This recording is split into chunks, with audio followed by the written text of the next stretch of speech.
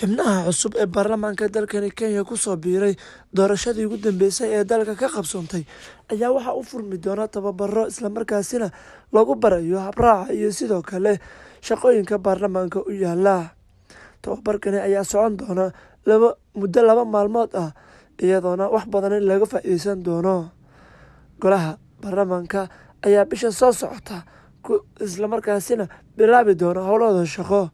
Kusimaha Karraaniga Baarlamaanka Qaranka Sarah Kioko oo ogeysiis u dirtay xildhibaanada la soo doortay sidoo kalena doonaysa in xildhibaanada xilka ka degaya ay soo celiyaan wixii agab ah oo halkaasi ay ka haysteen. Maqane si loo fududeeyo in si habsami leh looga gudbo baarlamaanka 13aad howlaha horyaalla ee shaqo maadaama baarlamaanka ay u taalo howl adag isla markaasina la doonayo in la dardar geliyo. Barnaamijka hordhaca ah ee lagu wado inuu qabsoomo 25 bisha iyo 26 bisha Agoosto ayaa la filayaa in ay isugu yimaadaan dhammaan xubnaha baarlamaanka ayaa inta badan howlahooda shaqo waxa ay ku wajihi doonaan hirgelinta iyo weliba ansixinta barnaamijyada horyaalla iyo sidoo kale taabagelinta shaqooyinkii ay ka tageen xubnihii ka horreeyay ee xilkani hayay.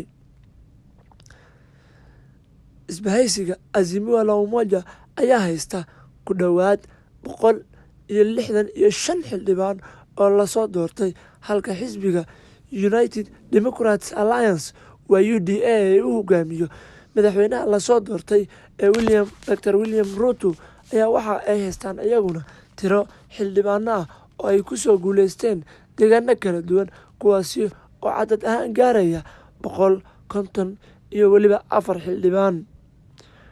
Xildhibaankan 13aad ee uu yeelanayo dalka Kenya ayaa waxa ay noqon doonaan golaha ay isku arkaan saaxiibo badan oo ka kala socda xisbiyo kala duwan.